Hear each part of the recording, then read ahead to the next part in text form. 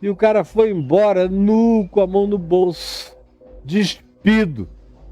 Porque não era verdade. Porque a lei de Moisés não tem o poder de me salvar, nem de interiorizar salvífica e saudavelmente a minha interioridade. Porque, como diz a Escritura, nenhum de nós é salvo pela prática da lei, porque nenhum de nós praticou a lei inteira, nem fora nem dentro. Fora tem alguns arrogantes que, como nunca praticaram algumas coisas mais dramáticas, nunca mataram, nunca adulteraram, ou são gente de cultos e de dízimos e de ofertas, nunca foram a um tribunal, nunca fizeram nada disso, dizem: não sou o cidadão perfeito do reino de Deus na terra. Mas, como Jesus disse, justamente esses que apresentam mais esse certificado de exemplaridade comportamentalista, tanto mais quanto sejam assim, mais introjetam no seu inconsciente as pulsões e as compulsões antagônicas àquilo que eles fazem força para praticar do lado de fora, porque é na base da força, do tranco, da moral, do esforço, da obsessão, do medo, que eles praticam isso aí, temendo juízos humanos e divinos, é que eles praticam, mas não resolveram nada do lado de dentro. Como Jesus disse, são só sepulcros caiados, mas por dentro só tem putrefação e rapina. E aí eles se tornam os seres sem solução interior, habitados pelo inferno, que é o que Jesus diz na sequência. Porque eles não matam, mas são pessoas de ira, de ódio, de insulto, de agressão mortal nos sentimentos, nas emoções. Eles não praticam violências exteriores nem físicas, mas eles são os reis da indiferença, do preconceito, da invisibilização humana, embora do lado de fora eles sejam até capazes de dar uma oferta para o pobre, só para aparecerem para fotografia religiosa. Mas no coração dele, ele despreza aquele pobre, ele jamais quereria aquele cara perto da casa dele, nem da família dele, não leva para casa, que é distância. E Jesus vem e expõe, vira tudo ao avesso. Aí mostra que as pessoas mais desprezadas por eles, os religiosos, como, por exemplo, os pecadores, as prostitutas, os desprezáveis daquela sociedade do primeiro século judeu, dos dias de Jesus, estavam mais na frente no reino de Deus, precediam todos os religiosos de Israel em relação a entrar no reino de Deus. E quem fez esse diagnóstico e trouxe esse juízo foi Jesus, não fui eu, foi Jesus. Eu sou um mero repetidor de Jesus. Não percebeu ainda? Eu tenho prazer de o ser. Pois bem, aí ele prossegue e fala a mesma coisa do adultério. Não é só para fora é fácil. Você toma uma decisão, eu tenho milhares de pessoas conhecidas que nunca adulteraram do lado de fora. Mas são as que mais me procuram no particular, pastoralmente, me contando das suas lascívias, suas luxúrias, seus desejos, seus tesões, suas masturbações, suas aflições, suas compulsões, suas taras veladas, seu desejo de, se possível, se houvesse uma permissão sem juízo, eles pegariam todo mundo, como dezenas e centenas já me falaram. E você sabe disso, você é um deles. Então vem Jesus e vai chamando essa interiorização. E sobre o adultério, eu falei anteontem, está tudo gravado aí no YouTube. E aqui no meu Instagram também. Aí uma vez que ele diz isso, e ele fala que não basta não fazer do lado de fora, e diz: eu vos digo, muito mais profundamente do que Moisés jamais alcançou, porque Moisés não conseguiu obedecer à própria lei que ele trouxe. E as coisas que ele obedeceu do lado de fora não tiveram necessariamente correspondência absoluta para o lado de dentro. Do lado de dentro ele cobiçou, ele desejou, ele extravasou. Até o irmão dele, Arão, e a irmã Miriam ficaram zangados com ele, porque ele viu uma mulher africana gostosa, deliciosa, chamada de Cusita, porque ela pertencia à população, à nação de Cus.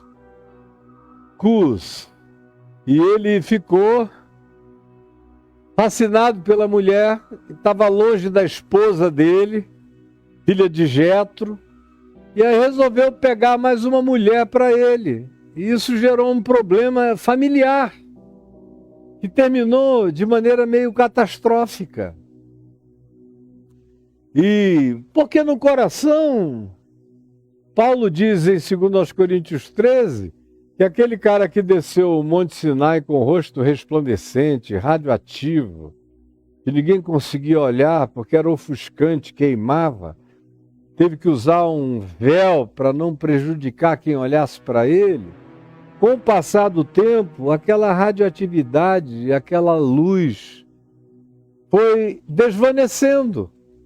Como tudo mais na vida de Moisés foi desvanecendo, mas ele manteve o véu na cara agora, já no fim da vida, para que o povo de Israel não percebesse o seu estado de desvanecência. É o que Paulo diz. E não somos como Moisés, que cobria a cara com véu. A nossa é bem para fora. É na luz da vida. Não temos medo de mostrar nenhuma desvanecência, nem nenhuma humanidade, porque nós não somos santificados por nenhuma pseudo-santidade exterior. Nós botamos a cara do coração para fora para sermos transformados segundo a imagem de Cristo Jesus, todo dia nessa operação mutante e crescente do Espírito Santo. Segundo aos Coríntios 3, leia lá, porque esbofeteia a cara até de quem não sabe ler, não é possível, está lá, para você. E aí, a gente chega no verso 29, foi onde eu parei, anteontem, e disse que eu ia prosseguir, falando, que está escrito aí na descrição do vídeo, que tem a ver com traição, e tem a ver também com autopreservação. Porque depois de falar disso, e de dizer que isso e desse mandamento, todos nós vivemos uma situação de inescapabilidade quanto à sua transgressão, todos nós transgredimos esse não adulterarás que Jesus chamou para as subjetividades do coração. Não tem bom, nunca houve nem haverá. O único que viveu isso e perguntou: quem de vós me acusa de pecado? Era aquele que, acerca do príncipe deste mundo, do príncipe da potestade do ar, do príncipe dessas confederações de seres espirituais do mal, que são organizados, porque Jesus nos ajudou a entender as políticas de Satanás, quando disse que Satanás não se divide contra Satanás, e aí isso traz implicações de compreensão espiritual extraordinária, mas que um dia eu vou explicar. Pois bem, quando Jesus diz isso, ele também diz: aí vem o príncipe deste mundo e ele nada tem em mim, nada, ele não tem uma unha, não tem uma cutícula, não tem beirada, não tem alça em mim, porque ele foi o único que passou por esse mundo incólume, fora e dentro. Embora o escritor de Hebreus nos diga no capítulo 2, no verso 14, que ele foi tentado, Jesus, em todas as coisas, a nossa semelhança, mas sem pecado. Em todas as coisas, mas sem pecado, fora e dentro. É o único que podia dizer: está pago. Como eu já falei recorrentemente, o Apocalipse 5 diz que ele é o único no céu, na terra e debaixo da terra, e em todas as camadas dimensionais de todas as criaturas existentes no universo e nos multiversos, com a dignidade de desatar o selo do livro da história até nos levar a esse lugar de consumação bem-aventurada e absoluta. Ele é o único digno. É o Cordeiro, é a cruz, é o Cordeiro como havia sido morto.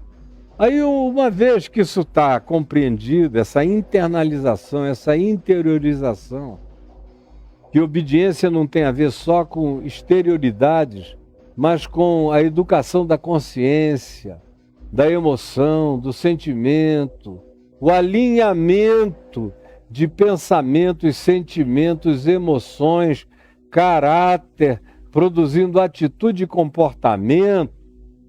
É essa alinhamento que tem que ser buscado por todos nós que queremos crescer com saúde espiritual, e essa é a insistência de Jesus.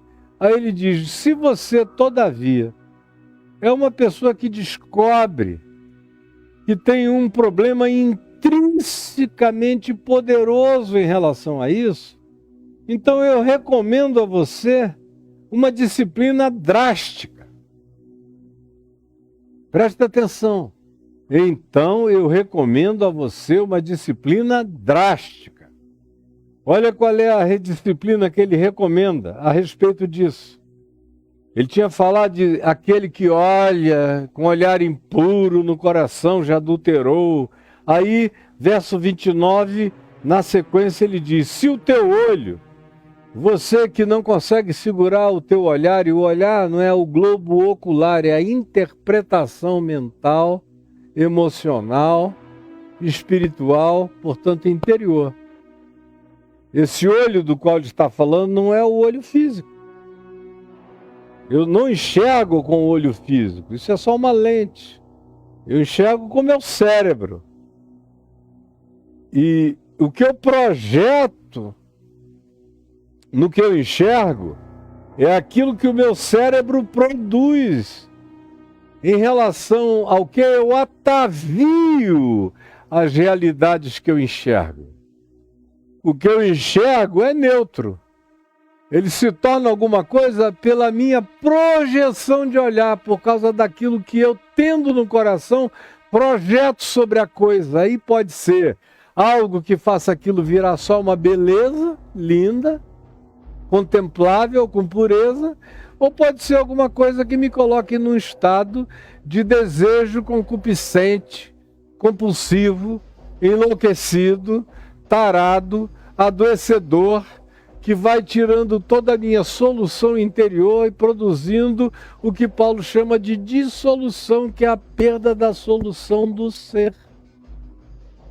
Aí ele diz: se esse é o seu caso, em qualquer dos casos, onde a objetividade em você tem que ser tratada na subjetividade mais profunda, porque é aí que você tropeça o tempo todo. E tanto mais quanto você se jacte de ser o bonzão nas exterioridades dessa prática, mais doente você vai ficar por dentro, como todo fariseu. Então ele diz: se o teu olho, e eu já disse o que é o olho aqui, que não é o globo ocular, é a tua mente. E ele diz: se o teu olho direito te faz tropeçar.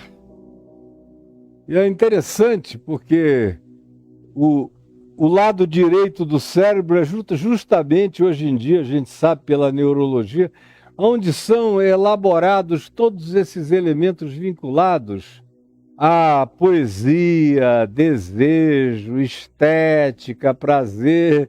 É engraçado que Jesus diga o teu olho direito, porque não apenas o teu olho, mas ele diz o direito, embora eu não creio que ele esteja querendo nos dar aqui uma aula de neurologia cerebral, mas coincidentemente é assim.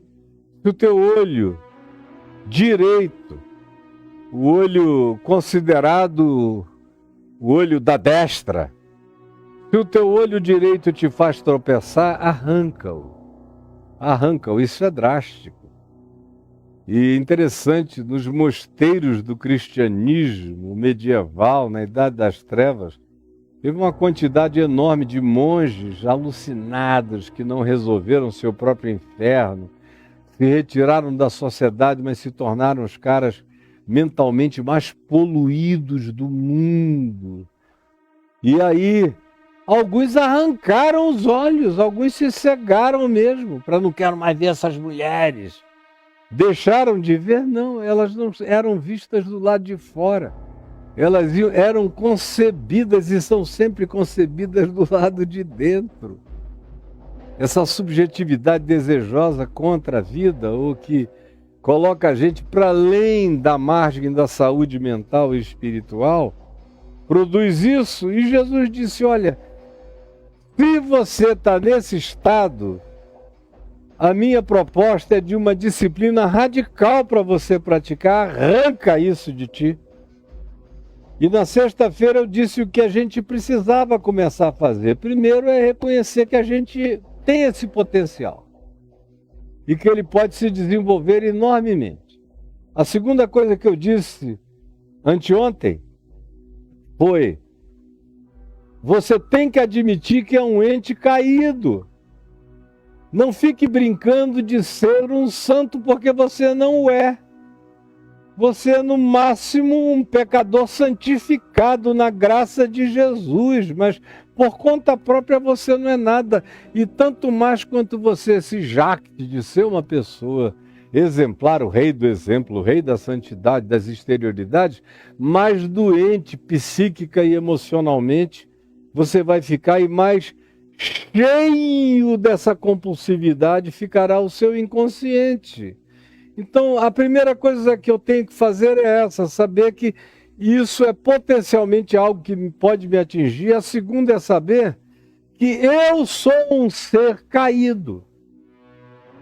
E a terceira coisa é saber que o melhor de nós tem que lidar com todo cuidado, todo carinho, toda vigilância, toda atenção em relação a isso, porque surpresas podem acontecer todos os dias da nossa vida. Ninguém fica tão velho que possa dizer, eu passei dessa fase. Não é verdade em ninguém.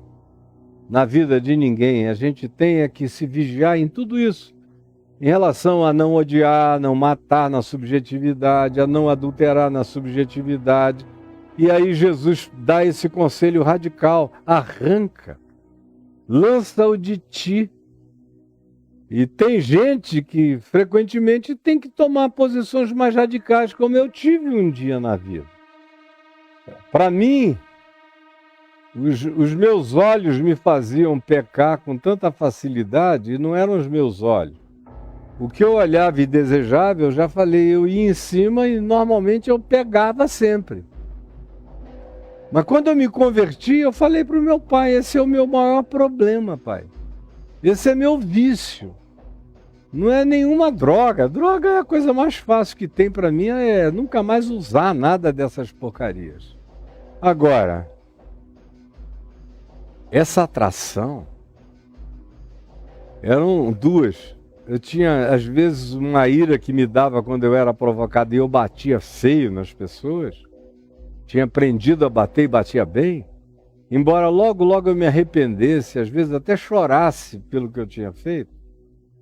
E a segunda era essa lascívia. Essa atração que o sexo oposto exercia poderosamente sobre mim. E eu fui pedir ajuda ao meu pai quando eu me converti. O que eu faço, pai? Aí ele disse, meu filho, a gente tem que deixar de alimentar essa concupiscência. Você está dando comida para um pitbull que te habita, para um tigre feroz, para um leão insaciável, para uma besta fera. Você alimenta, ela cresce. É o que Paulo diz. Para mortificar as obras da carne. E para desenvolver e exercitar, ele diz em Romanos 8, abre em Romanos 8, do verso 1 em diante, e para exercitar o pendor na outra direção, que não é uma coisa imediata, é um processo de exercício desse outro pendor, pendor mental, pendor de raciocínio, pendor de escolha do que eu mantenho na mente, não alimentando os temas da minha corrupção interior, ao contrário, arrancando-os e alimentando a dimensão da minha interioridade com aquilo que é bom, puro, santo e justo, buscando as coisas lá do alto e me alimentando dessas que fazem de mim um ser humano que pode ter o coração aberto e visibilizado por todos os homens e mulheres sem medo e sem culpa. Primeiro, porque eu estou justificado e perdoado em Cristo Jesus, e em segundo lugar, porque é possível você ir desenvolvendo uma tendência à medida em que você vive, onde essas coisas vão caindo em estado de eliminação. Elas não morrem totalmente nunca, mas elas ficam num estado de nulidade não perturbadora na interioridade da gente. Eu te digo isso como testemunho pessoal. Não é nada que eu li em qualquer livretinho devocional, é o que eu tenho para te dizer da devoção da minha existência e da aprendizagem disso todos os dias na minha vida. É possível você arrancar isso de você. E não é só é possível, mas é um processo e é um exercício, é uma escolha e é uma decisão. E Jesus diz que é uma escolha. Se o teu olho direito te faz tropeçar, ele diz, arranca-o. Não é como a maioria de vocês ficam dizendo, ó Deus, tire isso de mim. Jesus não mandou fazer essa oração, tire isso de mim. Não, todas as coisas que estão em mim, Jesus mandou que eu tirasse. Resolve o teu inferno, resolve o teu ódio, resolve a tua impureza e lascívia, arranca tu. Ele me deu esse poder de fazer isso. Por isso eu nunca fiz essa oração, Senhor, não deixa que a concupiscência me alcance. Senhor, ajuda-me e tira isso para que não chegue em mim. Não, eu fico preparado para qualquer coisa a partir da minha natureza, sabendo que essas coisas não vêm de fora. Não vem de fora, não é nada fora que suscita isso. É o que me habita. É que, sendo provocado por alguma coisa que encontra essa identificação com a minha projeção perversa, cresce dentro de mim como potencial autodestrutivo. É por isso que Jesus diz: a responsabilidade é tua, arranca tu isso de ti. E Paulo usa a palavra pendor, tendência. E meu pai disse: vamos alimentar o teu espírito e deixar a tua carne passar fome. E ele me ensinou isso para exercício mental, espiritual, encher a minha mente do Evangelho. Foi o que ele começou a dizer: vamos ler a palavra, porque é pela palavra que a tua fé vai crescer, porque a fé vem pelo ouvir, pelo entender, pelo discernir, pelo se apropriar da palavra de Cristo, do Evangelho de Cristo. É isso que dá densidade de fé a mim e que expande a minha consciência e que bota raízes profundas no âmago de Deus em mim e que me ajuda a cada dia a viver de maneira mais tranquilamente saudável. Esse é o ensino do Evangelho de Cristo e dos apóstolos. E ele diz que a responsabilidade é minha, o esforço é meu, a tentativa é minha, mas não é neurótica. Eu disse isso anteontem também, eu posso praticar isso, e só posso praticar isso quando eu estou livre da neurose culposa.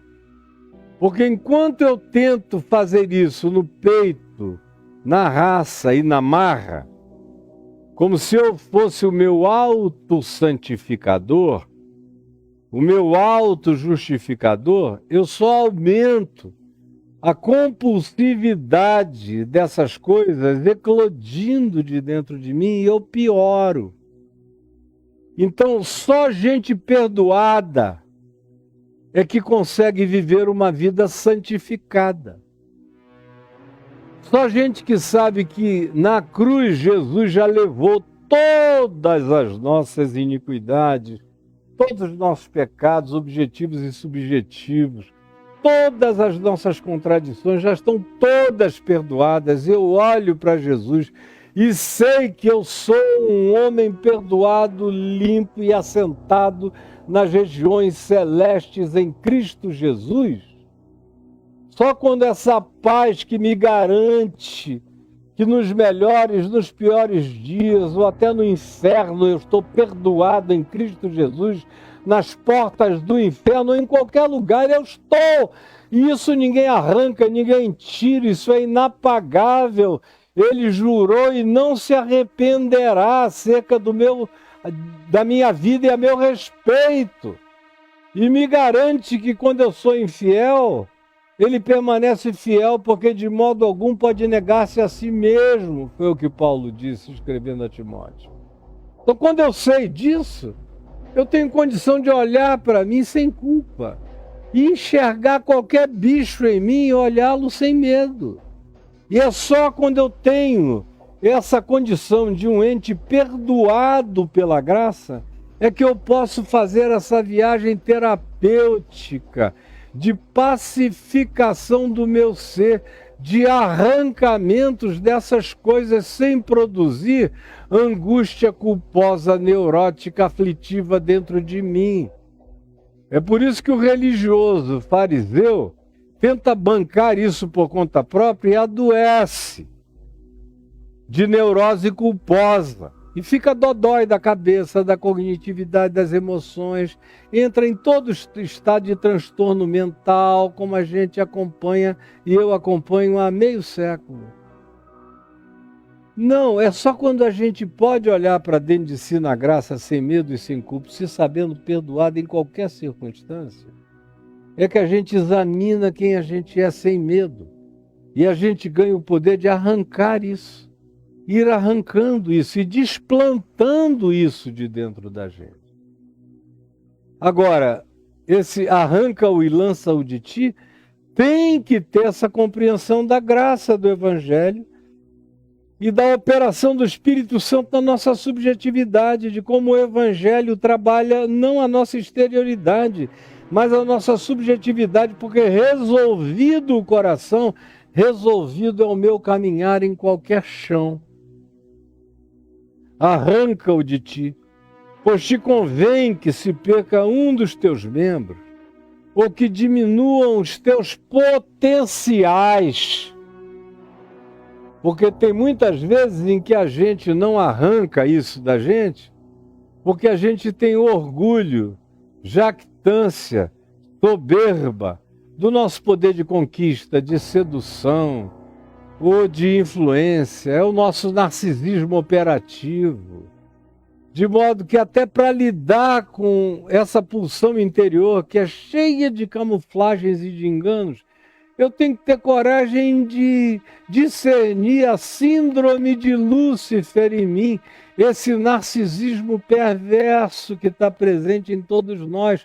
Só assim eu me enxergo e eu tiro, eu arranco, eu puxo. E eu vivo em paz, sem saudade de nada e também sem culpa de coisa alguma. E sem medo das recorrências. Porque mesmo que haja alguma recorrência, eu vou lidar com ela do mesmo modo pacificado, resolvido em Cristo Jesus, onde os meus infernos todos foram resolvidos eternamente. Os existenciais e os de qualquer outra possível natureza estão consumados e resolvidos, e o meu escrito de dívida que havia contra mim foi rasgado na cruz. Essa é a diferença, essa é a paz, essa é a saúde mental, essa é a autopreservação, porque o que a transgressão desse mandamento produz de malignidade para mim, seja do lado de fora, esteja do lado de dentro, quando nada fora é visto, só é pacificada quando eu tenho esse entendimento, essa compreensão e alcanço a possibilidade espiritual, psíquica e existencial dessa prática. Aí ele prossegue e nos diz o seguinte: é melhor que você abra mão disso, desse potencial, que você jogue esse membro fora, esse poder fora, do que você venha se perder por inteiro. Não faça autopreservação daquilo que produz autodestruição completa. Não faça autopreservação tópica, nem autopreservação de qualquer que seja o elemento imediato, se ele te colocar numa perspectiva de autodestrutibilidade total. É por isso que ele diz: corta um membro, mas preserva o todo.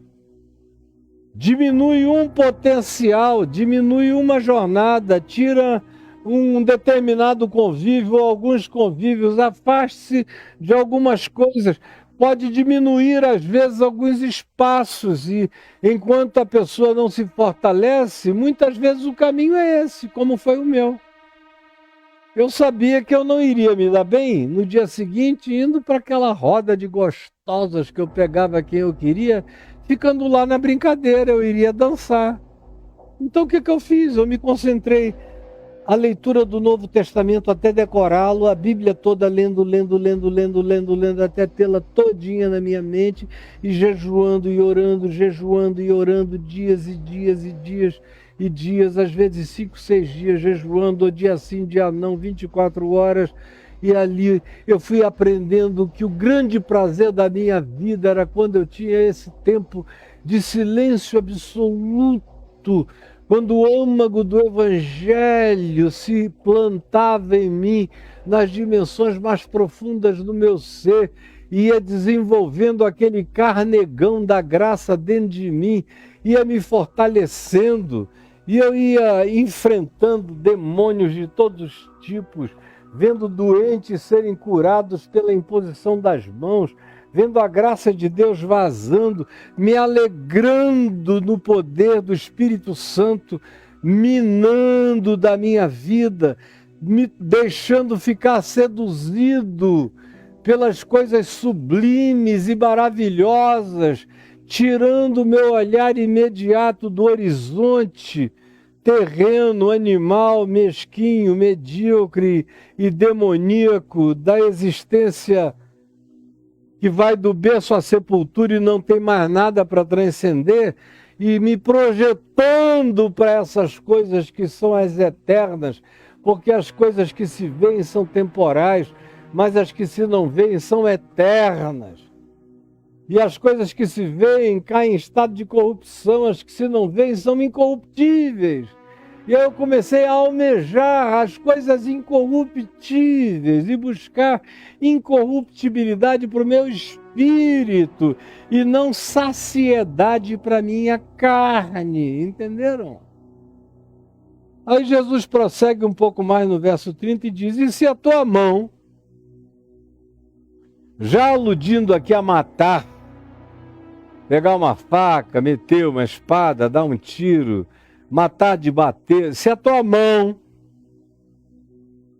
direita, tua mão forte, tua mão da espada ou da defesa, mas que no teu caso é de ataque, porque é usada sempre de maneira agressiva, te faz tropeçar, reduz esse potencial, reduz.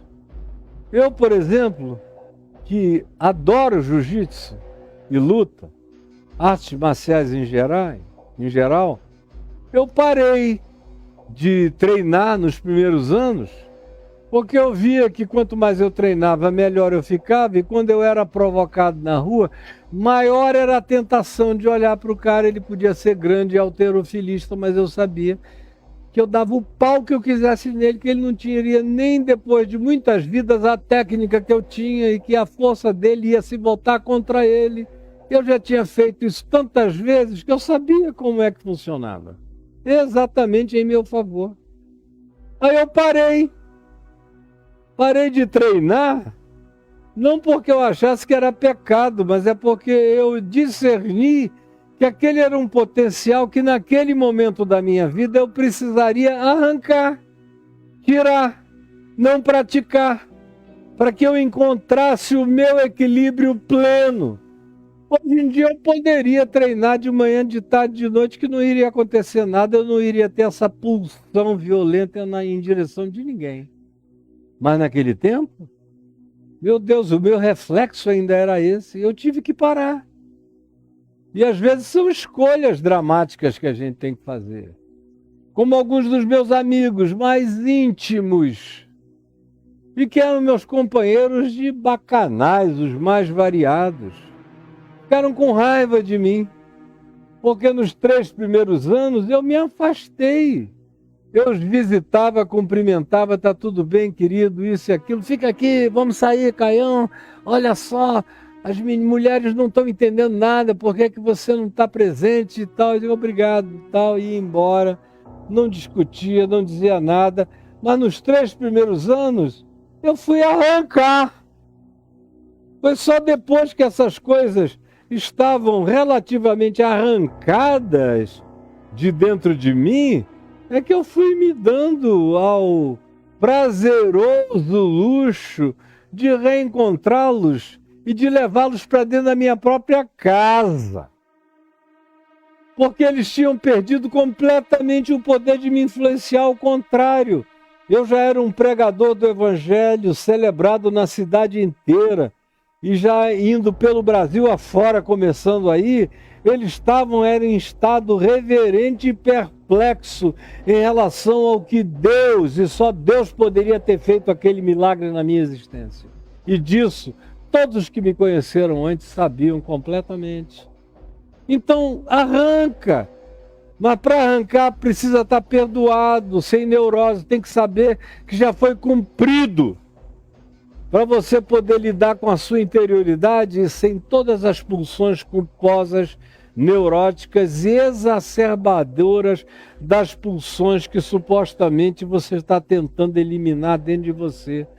Mas se você não fizer isso já com o coração pacificado pelo perdão de Deus em Cristo, você só vai criar neurose, aumentamento, amplificação, superlativização do seu inferno interior. Então arranca de ti, arranca de ti, arranca de ti. Então hoje, eu estou dizendo a você o que e como a gente pode, na prática, e cada um é cada um. Eu estou contando para você o meu exemplo. E eu ensinei a mesma coisa no curso dos anos para milhares de pessoas que praticaram e chegaram às mesmas soluções e resultados pacificadores. Eu nunca encontrei de fato ninguém com a intensidade com a qual eu pratiquei aquilo, porque os primeiros 10 anos da minha vida foram dedicados àquela batalha espiritual não neurótica, não paranoica, mas prazerosamente vivida de jejum, oração, absorção do Novo Testamento, absorção da mente de Cristo, dos pensamentos de Cristo. Por isso é que você olha daí e pensa que veio por osmose, não. Foi uma década de Novo Testamento, de leitura, absorção, que eu era capaz de declamar cartas de Paulo, às vezes até dormindo, porque eu sou sonâmbulo. A minha primeira esposa, mãe dos meus filhos Ciro, Davi, Lucas e Juliano e Luizinho, que já está no céu junto com o Lucas, ela lembra, ela era jovenzinha e eu naquela paixão de jejum, de oração, como eu ficava em pé dormindo no quarto e recitava evangelhos inteiros, saíam da minha boca porque eu estava impregnado. E nos 10 primeiros anos era jejum dia sim, dia não, dia sim, dia não, dia sim, dia não. Meu grande prazer era ver alguém liberto de um espírito maligno. era impor as mãos sobre os doentes e vê-los curados. Era atender, atender, atender e atender. E quando eu comecei a viajar, eu pregava às vezes 13, 15 vezes num dia. Começava às 6 da manhã e ia terminar muitas vezes 2 horas da madrugada, 3 horas, atendendo gente com prazer. E quanto mais eu me dava, mais eu ficava cheio. Então eu sei que tem muito pouca gente que é assim como eu fui. Mas você não precisa ser, todavia, como você é. E é esse preguiçoso, com um desleixo absoluto, e que fica fazendo essas orações da preguiça, que são essas de, ó Deus, tira isso de mim. Ele não vai tirar nada de ti. Ajuda-me a não olhar mais para lá. É você que não tem que ver, é você que não tem que alimentar, é você que tem que decidir o pendor, é você que tem que escolher o cardápio, o que você vai comer e alimentar com isso a sua alma, a sua mente, a sua vida. É você. E Jesus disse que era você que estava responsabilizado por isso. E nos deu os meios de exercermos esse poder pessoal, que só funciona quando a gente já está perdoado, e o perdão ele já deu e garantiu que está cumprido. Para que eu possa viver esse novo projeto de vida, essa novidade de vida em Jesus. E eu vou parar hoje por aqui. Vou parar nessa sexta-feira por aqui. A gente está na iminência de ver uma tempestade maravilhosa chegar. Nós estamos precisando aqui em Brasília de uma chuva poderosa. Não sei se vocês estão ouvindo o vento bater aqui em cima do nosso estúdio. Vento. A água ainda não caiu, mas eu estou com muita esperança de que ela venha. E da terça-feira que vem eu prossigo com você aqui em Mateus 5, versos 31 e 32, que são importantíssimos. Quando Jesus diz, também foi dito, já é uma outra coisa. E aí a gente vai ver essa outra coisa que tem a ver com divórcio. O que é o divórcio para Jesus? Por que foi instituído o divórcio? Como Jesus interpretava o divórcio? E eu quero que você esteja aqui comigo, tá bom? Terça-feira que vem, e convide a todas as pessoas. E eu te peço, Jesus, que essa conversa, essa palavra simples, infantilmente declarada, para que ninguém se exima dizendo foi complicado e eu não entendi, porque não dá para ser mais simples, nem mais claro. Assim mesmo, há um véu no entendimento da maioria. A religião cega, a presunção cega, a arrogância cega, o moralismo cega, a jactância cega, a distração e o príncipe deste mundo, que cega o entendimento dos que já estão com propensão à incredulidade. E aí não entendem nada, não querem entender, têm olhos, mas não veem, têm ouvidos, mas não escutam nem ouvem, têm coração, mas não aprendem nem discernem, têm compaixão. Porque esses são os que não querem ser curados pela tua palavra. Mas eu te imploro que haja gente aqui querendo ver, ouvir, aprender, discernir, ser curada, ser transformada pelo poder transformador do Evangelho, que é o poder de Deus para a salvação, para a saúde, para a mutação da existência de todo aquele que crê. É o que eu te imploro, em teu nome.